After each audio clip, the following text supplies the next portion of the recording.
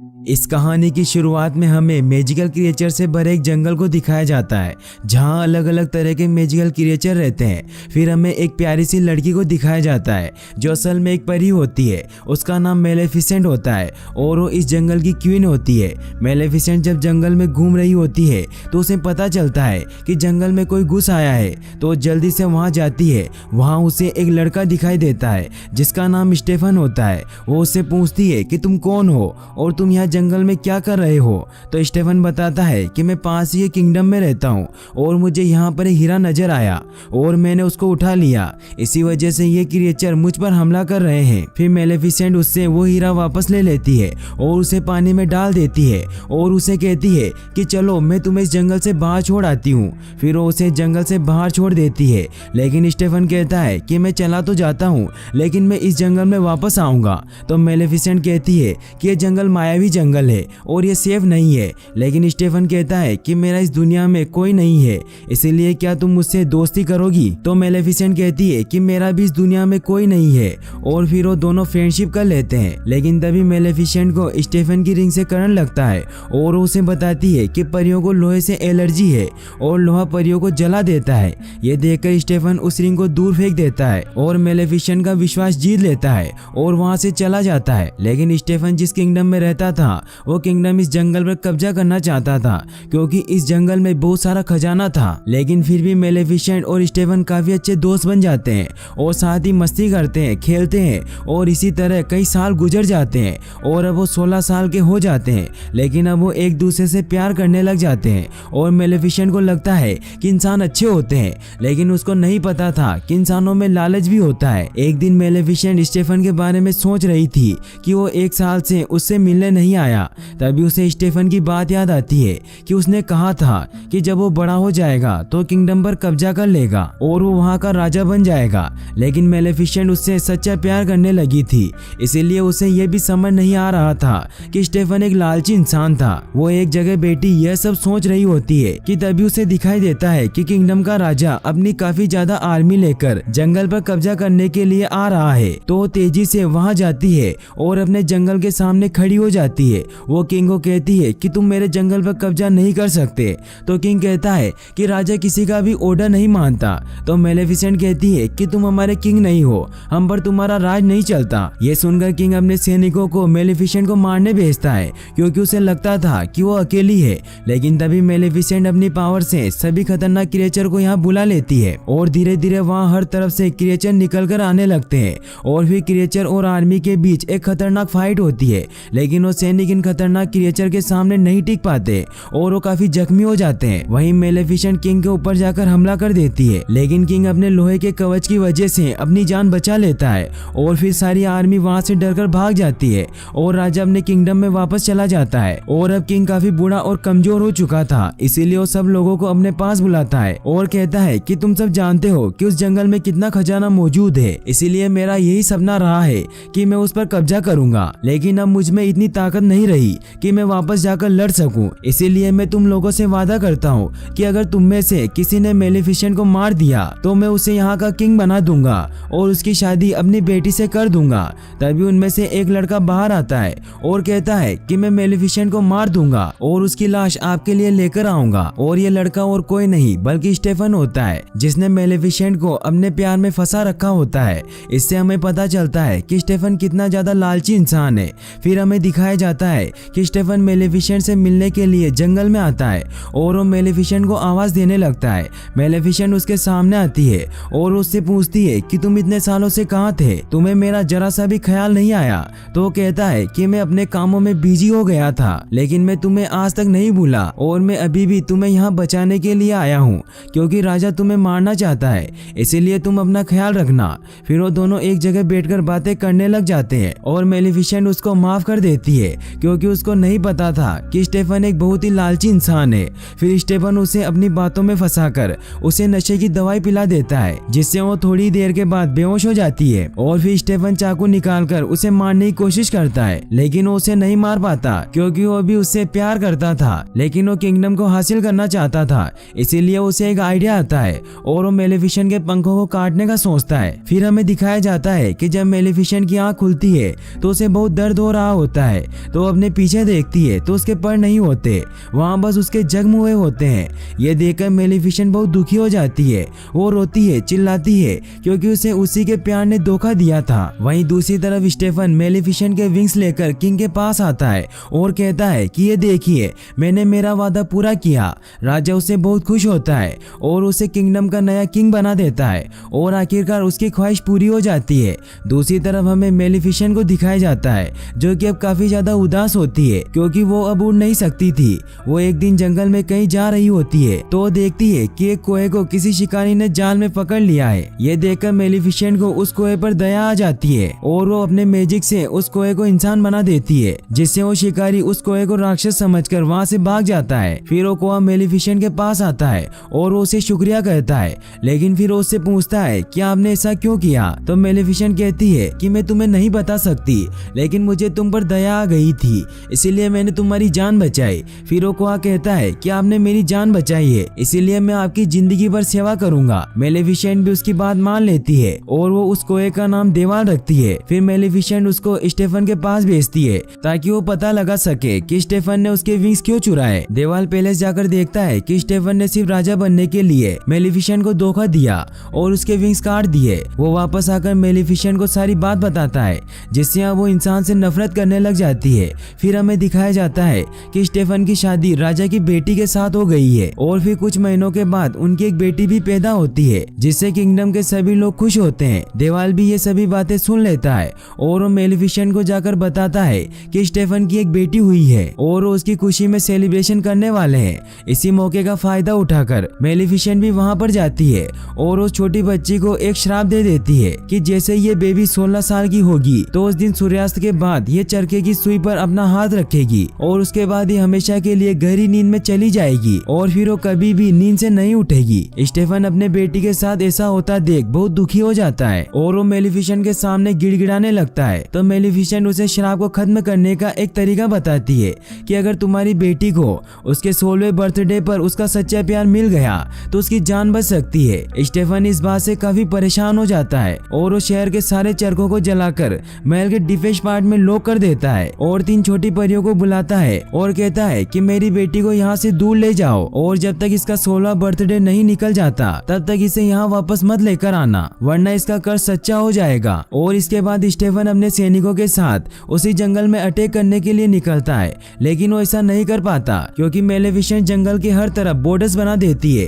ताकि फिर कोई लालची इंसान इस जादुई जंगल में ना आ सके। फिर हमें दिखाया जाता है कि वो 3 परियां उस बेबी को लेकर जंगल में बहुत दूर एक घर में लेकर आ गई है और अब वो वहाँ इंसान बनकर उस बेबी की देखभाल कर रही है। लेकिन देवाल को उनकी लोकेशन का पता होता है और वो मेलिफिसेंट को भी इसके बारे में बता देता है और फिर मेलिफिसेंट वहाँ जाकर उसे डराने की कोशिश करती है, लेकिन वो छोटी बच्ची जिसका नाम प्रिंसेस अरोरा होता है वो मेलिफिसेंट को देखकर हंसने लग जाती है और अब मेलिफिसेंट का दिल भी उसके लिए सॉफ्ट होने लग जाता है क्योंकि मेलिफिसेंट दिल से बुरी नहीं थी, वो एक अच्छी परी थी। वहीं उन 3 परियों को बेबी की केयर करनी नहीं आती थी और वो काफी केयरलेस भी थी, इसीलिए मेलिफिसेंट ही देवाल के थ्रू उसे खाना खिलाती थी और जब भी वो कोई मुसीबत में होती थी तो वही उसकी जान बचाती थी, कभी पहाड़ से नीचे गिरने से तो कभी पेड़ से नीचे गिरने से। अब धीरे धीरे वक्त गुजरने लगता है और प्रिंसेस अरोरा भी अब धीरे धीरे बड़ी हो रही थी और अब वो 15 साल की हो चुकी थी, यानी कि अब उसका कर्ज पूरा होने में सिर्फ 1 साल ही बाकी रह गया था।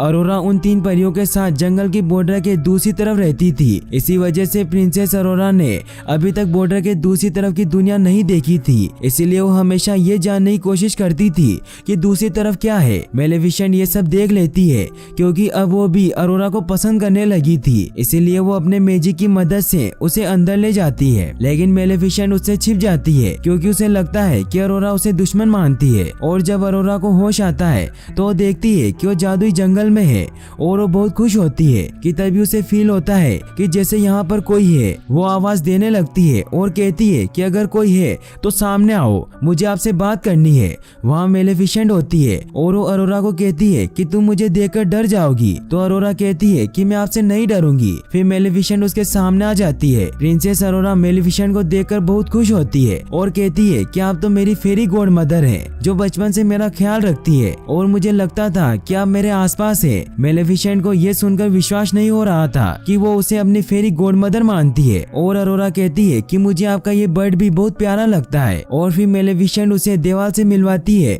और फिर मेलेफिसेंट उसे तालाब के पास लेकर जाती है, जहाँ वो सब एक साथ बहुत मस्ती करते हैं। और अब मेलेफिसेंट भी उससे प्यार करने लगी थी, इसीलिए अब वो नहीं चाहती थी कि उसका दिया हुआ कर्ज पूरा हो।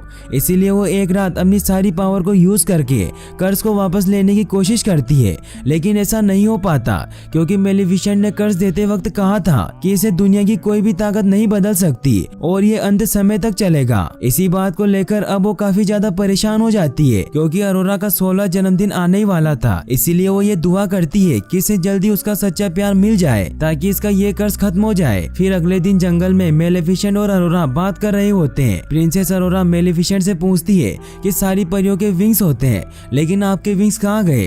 तो मेलेफिसेंट उसे बताती है कि मेरे भी विंग्स हुआ करते थे जो बहुत बड़े थे और उनकी मदद से मैं भी बहुत ऊंचा उड़ा करती थी, लेकिन एक लालची इंसान ने उनको मुझसे छीन लिया। इस बात से मेलेफिसेंट काफी ज्यादा दुखी हो जाती है तो अरोरा उसे शांत करवाती है और उससे कहती है कि आप परेशान ना हो, कल मेरा 16वां जन्मदिन है और मैं उन तीनों परियों से इजाजत लेकर आपके पास रहने आ जाऊंगी, इसीलिए आप अकेली नहीं है, मैं आपके साथ हूँ। लेकिन मेलेफिसेंट जानती थी कि ऐसा पॉसिबल नहीं होने वाला था जब तक कि उसे उसका सच्चा प्यार ना मिल जाए, और एक दिन में तो ऐसा हो ही नहीं सकता था। फिर प्रिंसेस अरोरा वहाँ से अपने घर जा रही होती है कि रास्ते में उसे एक लड़का दिखाई देता है जो कि एक राजकुमार होता है और वो उसी की एज का था।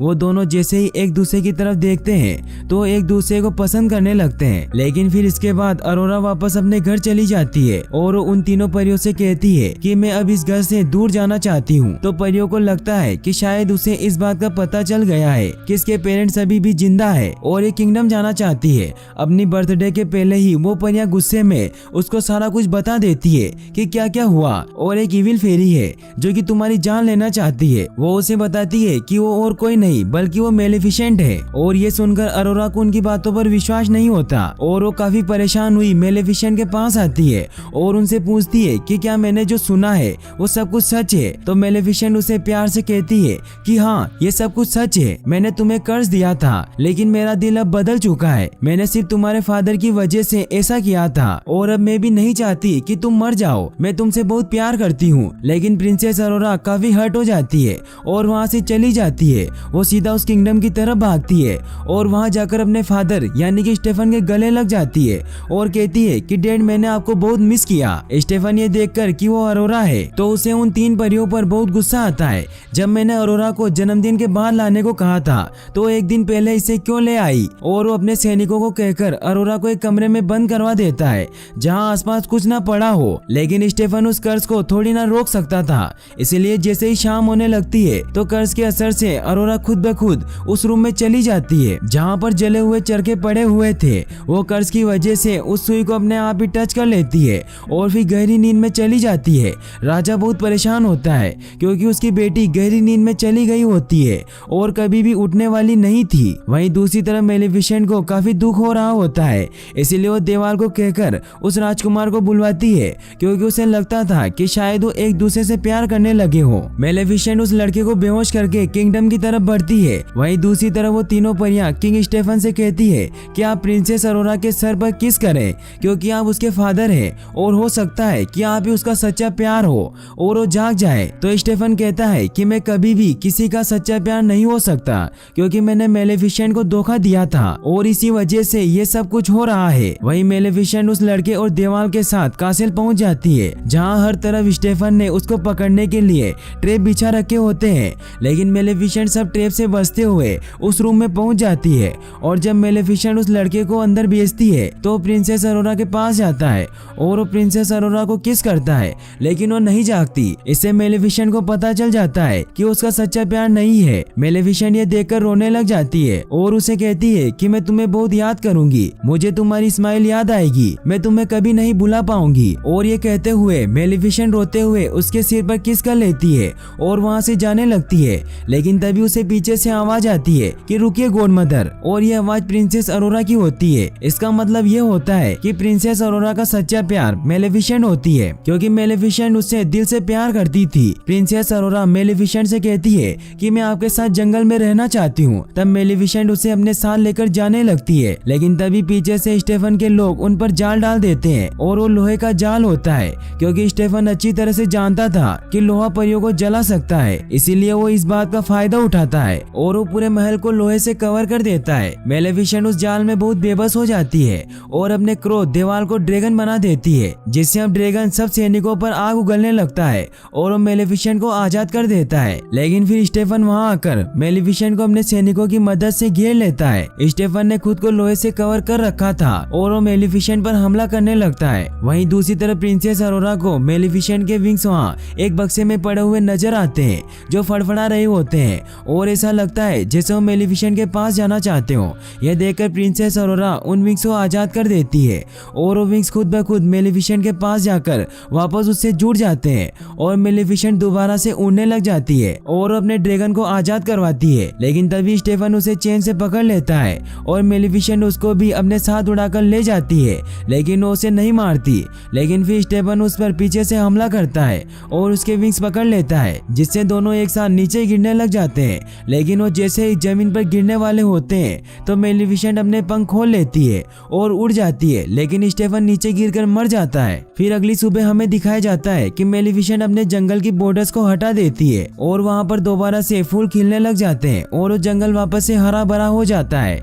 और फिर मेलेफिसेंट प्रिंसेस अरोरा को इस जंगल की क्वीन बना देती है और अब किंगडम और जादुई जंगल आपस में मिल जाते हैं और सब बहुत हंसी खुशी जिंदगी गुजारने लगते हैं। और गाइस अब मैं आपको पार्ट 2 एक्सप्लेन करूंगा। इस कहानी की शुरुआत में हमें 3 चोरों को दिखाया जाता है जो मायावी जंगल में मशरूम क्रिएचर की चोरी करने जाते हैं और वो जैसे ही उन क्रिएचर को पकड़ने लगते हैं तो उनकी आंख खुल जाती है और वो वहां से भागने लग जाते हैं।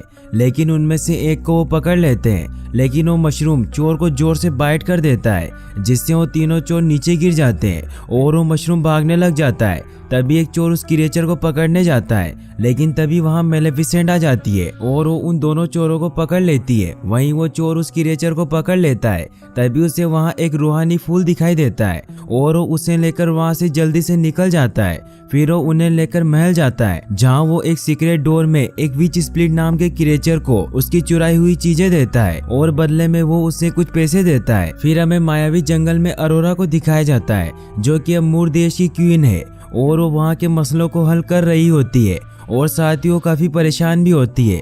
तो उसके पास वो 3 परियां आती है और वो उसके साथ मस्ती करने लग जाती है। तभी वहाँ फिलिप आ जाता है। फिलिप वही लड़का होता है जिसको मेलेफिसेंट मूवी के पहले वाले पार्ट में मेलेफिसेंट ने अरोरा का सच्चा प्यार समझा था, लेकिन उसका सच्चा प्यार नहीं निकला था। वहीं अब फिलिप अरोरा को प्रपोज कर देता है और अरोरा भी हाँ कर देती है। फिर वो दोनों एंगेजमेंट कर लेते हैं। सब बहुत खुश होते हैं। देवाल भी ये सब देख रहा होता है और वो मेलेफिसेंट के पास जाकर उसे बताता है कि फिलिप ने अरोरा को शादी के लिए प्रपोज कर दिया है। ये सुनते ही मेलेफिसेंट अरोरा के पास जाने के लिए निकलती है। वहीं फिलिप अपने महल पहुंचकर अपने पिता महाराज जॉन को ये खुशखबरी देता है कि अरोरा मान गई है। तो महाराज जॉन बहुत खुश होते हैं क्योंकि वो चाहते हैं कि दोनों रियासतें अमन और शांति से एक हो जाएं। लेकिन फिलिप की माँ महारानी इंग्रिड ऐसा नहीं चाहती थी। फिर भी वो दिखावा करती है कि वो इस रिश्ते से खुश है और वो फिलिप को कहती है कि आज रात हम शाही दावत पर अपनी होने वाली बहू और उसकी फेरी गॉड मदर से मिलना चाहते हैं। लेकिन सब मेलेफिसेंट को यहाँ बुलाने से मना करते हैं क्योंकि सभी के मन में मेलेफिसेंट के बुरे होने का खौफ था। लेकिन इंग्रिड कहती है कि हम उससे जरूर मिलेंगे जिसने हमारी बहू को पाला है। वहीं दूसरी तरफ मेलेफिसेंट अरोरा के पास आती है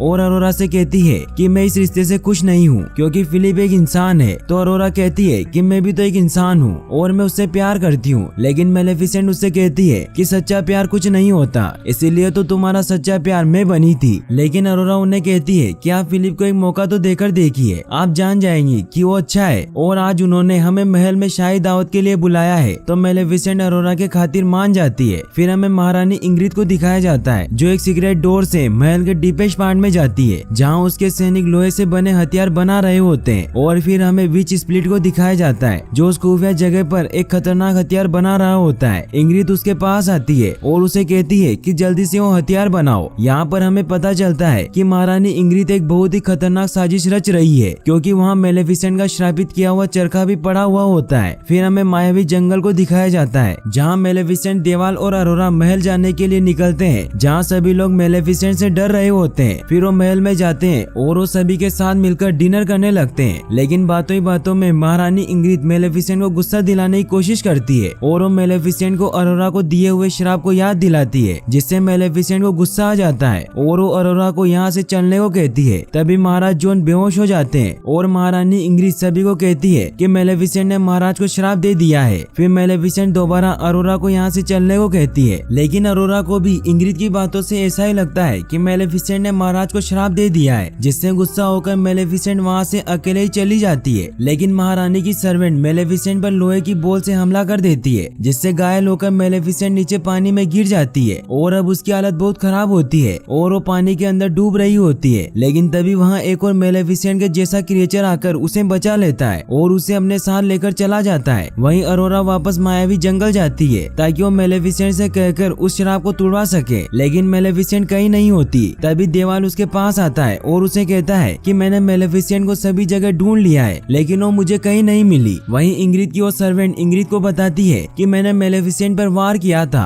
और वो नदी में गिर गई थी, लेकिन तभी वहाँ उसी के जैसा एक और क्रिएचर आया और वो मेलेफिसेंट को बचाकर ले गया। ये सुनने के बाद महारानी इंग्रिड बहुत गुस्सा होती है और वो युद्ध के लिए सेना तैयार करने को कहती है। वहीं जब मेलेफिसेंट की आँख खुलती है तो वो देखती है कि वो एक बहुत ही अजीब सी जगह पर है और उसके घाव पर पट्टी बंधी होती है और जब वो बाहर जाकर देखती है तो वहाँ उसी के जैसे बहुत सारे क्रिएचर होते हैं। जहाँ बोरा सभी को कह रहा होता है कि इंसान लोहे की मदद से हथियार बनाकर हमसे युद्ध करने की तैयारी कर रहे हैं और वो धीरे धीरे करके हमारी नस्ल का नामो निशान मिटा देंगे, इसीलिए हमें उनके खिलाफ युद्ध की तैयारी करनी होगी। तो कॉनल उसे कहता है कि ये संभव नहीं है क्योंकि इंसान संख्या में बहुत ज्यादा है और हम बहुत कम, इसीलिए हम जीत नहीं सकते। कॉनल वही होता है जिसने मेलेफिसेंट को बचाया होता है। तो बोरा कॉनल को कहता है कि तुम गलत हो क्योंकि हमारे पास मेलेफिसेंट है और इसमें इतनी ताकत है जितनी हम में से किसी के पास भी नहीं है। और उसकी पावर सभी को दिखाने के लिए मेलेफिसेंट को गुस्सा दिलाता है और मेलेफिसेंट उस पर वार करती है, जिससे सबको विश्वास हो जाता है कि मेलेफिसेंट के पास बहुत पावर है। फिर कॉनल मेलेफिसेंट को बाहर लेकर जाता है और उससे अपनी दुनिया दिखाता है और उसे बताता है कि हम सब इतने ही बचे हैं क्योंकि जैसे जैसे इंसानों की तादाद बढ़ती गई हम छिपने पर मजबूर हो गए और फिर हम यहाँ छिप गए, लेकिन इंसानों की वजह से हम में से बहुत कुर्बान हो गए। तो मेलेफिसेंट कॉनल से कहती है कि मैं इंसानों से जंग करके तुम्हें इंसाफ दिलाऊंगी। तो कॉनल उसे कहता है कि तुमने भी तो एक इंसान को पाला है, इसका मतलब ये है कि हर इंसान से नफरत करना जरूरी नहीं है, इसीलिए हम जीत सकते हैं बिना जंग और बिना डर के। तो मेलेफिसेंट उससे कहती है कि यह नामुमकिन है और वो वहाँ से चली जाती है। फिर हमें दिखाया जाता है कि अरोरा महारानी इंग्रिड के पास जाती है और उससे माफी मांगती है कि मेलेफिसेंट मुझे कहीं नहीं मिली। तो इंग्रिड उसे झूठा दिलासा देती है कि हम सब तुम्हारे साथ हैं और हम जल्दी तुम्हारी और फिलिप की शादी करवाएंगे और वो इसके लिए सभी लोगों और मूर देश के निवासियों को भी इसमें आमंत्रित करती है। फिर हमें कॉनल को दिखाया जाता है जो मेलेफिसेंट को उनके पुरखों की जगह पर लेकर जाता है और वो उसे बताता है कि ये फिनिक्स है और तुम इनकी नस्ल की आखिरी हो, इसी वजह से तुम में इतनी पावर है, इसीलिए अब सब तुम्हारे हाथ में है कि तुम इंसानों के साथ जंग लड़ना चाहती हो या फिर अमन और शांति कायम करना चाहती हो, क्योंकि हम अमन से ही खुशी से रह सकते हैं। और उसकी शुरुआत है अरोरा, क्योंकि उसके इंसान होने के बावजूद भी तुमने उसे एक बेटे की तरह पाला है। तो मेलेफिसेंट गुस्से में कहती है कि मेरी कोई बेटी नहीं है, उसने दुश्मन को गले लगाया है। फिर बोरा कॉनल को बताता है कि हमें पता चला है कि 3 दिन बाद महल में राजकुमार की शादी है, इसीलिए वहाँ हर देश से इंसान आएंगे और तभी हम उन पर हमला करेंगे। वहीं दूसरी तरफ हमें विच स्प्लिट को दिखाया जाता है जो रूहानी फूल से उस जादुई बारूद को बना लेता है और फिर वो महारानी इंग्रिड को बताता है कि इस जादुई बारूद से किसी भी क्रिएचर को खत्म किया जा सकता है। फिर वो इंग्रिड के कहने पर इसका टेस्ट करके दिखाता है, जिसमें वो अपने कैद किए हुए क्रिएचर में से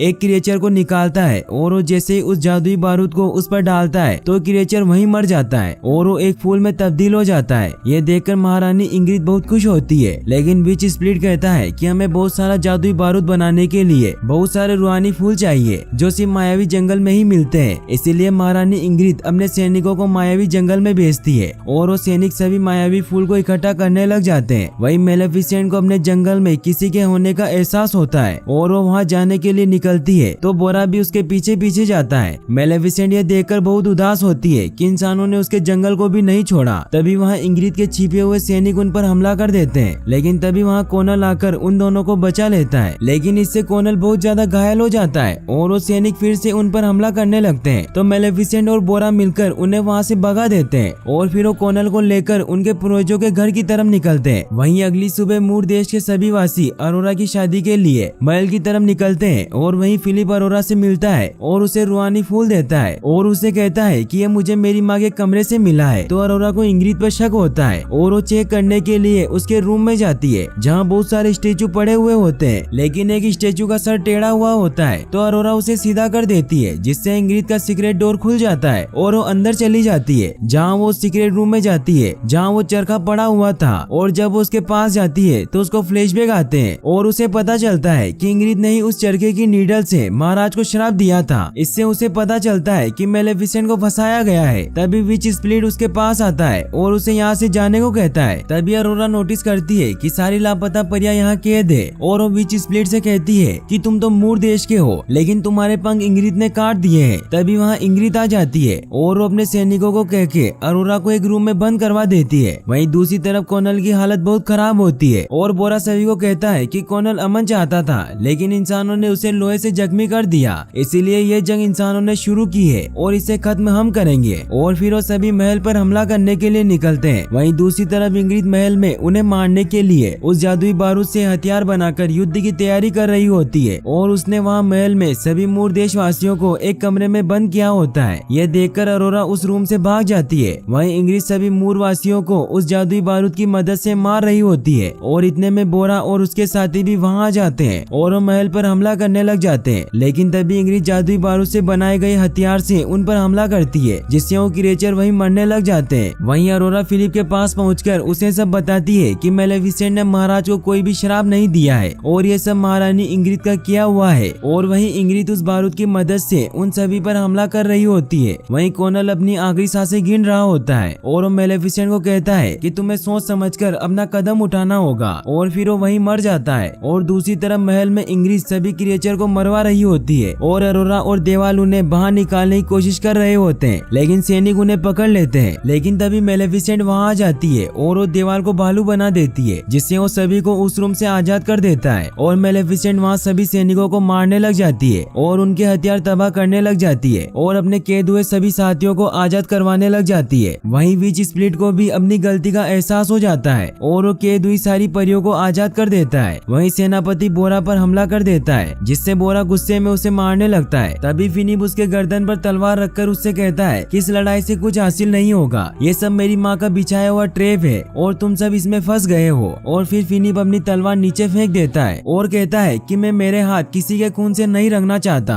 और फिर फिनिप और सेनापति सभी को जंग रोकने को कहते हैं। वहीं अरोरा देखती है कि मेलेफिसेंट महारानी इंग्रिड पर हमला करने के लिए उसके पास जा रही होती है, तो अरोरा भी वहाँ जाती है और अपनी माँ से माफी मांगती है और वो अपने प्यार की ताकत से मेलेफिसेंट को नॉर्मल कर देती है। लेकिन तभी धोखे से इंग्रिड अरोरा पर तीर चला देती है, तो मेलेफिसेंट उसे बचाने के लिए खुद आगे आ जाती है, जिससे वो राख में तब्दील होने लग जाती है और वो वहीं मर जाती है। अरोरा बहुत दुखी हो जाती है और वो बहुत रोती है, उसके आंसू जमीन पर गिरने लग जाते हैं। और फिर महारानी इंग्रिड सभी को कहती है कि मेलेफिसेंट मर चुकी है और अब ये सारी सरजमी हमारी होगी। लेकिन तभी अरोरा के आंसू से मैजिक निकलने लगता है और मेलेफिसेंट वापस से जिंदा हो जाती है। वो बहुत ही बड़े ड्रैगन में तब्दील हो जाती है, लेकिन अब वो बहुत गुस्से में होती है। मेलेफिसेंट को जिंदा देख इंग्रिड बहुत डर जाती है और वो खुद को बचाने के लिए अरोरा को नीचे फेंक देती है, जिससे मेलेफिसेंट उसे बचाने के लिए जाती है और वो उसे पकड़ भी लेती है। लेकिन मेलेफिसेंट बहुत बुरी तरीके से नीचे गिर जाती है। सब वहाँ इकट्ठा हो जाते हैं और सब ये नजारा देखकर बहुत हैरान हो जाते हैं। मेलेफिसेंट और अरोरा दोनों जिंदा बच जाते हैं। फिर मेलेफिसेंट अपने असली रूप में आती है और फिर वो दोनों हक करते हैं। तभी वहाँ विच स्प्लिट आता है और वो मेलेफिसेंट को वो नीडल देता है और कहता है कि श्राप खत्म नहीं होते, तोड़े जाते हैं। फिर मेलेफिसेंट उस नीडल को डिस्ट्रॉय कर देती है और फिर फिलिप ऐलान करता है कि अब किसी भी तरह की कोई लड़ाई नहीं होगी और हम सब मिलजुल कर रहेंगे और साथ तरक्की करेंगे। और फिर अरोरा अपनी शादी का ऐलान करती है। फिर मेलेफिसेंट अपने मैजिक से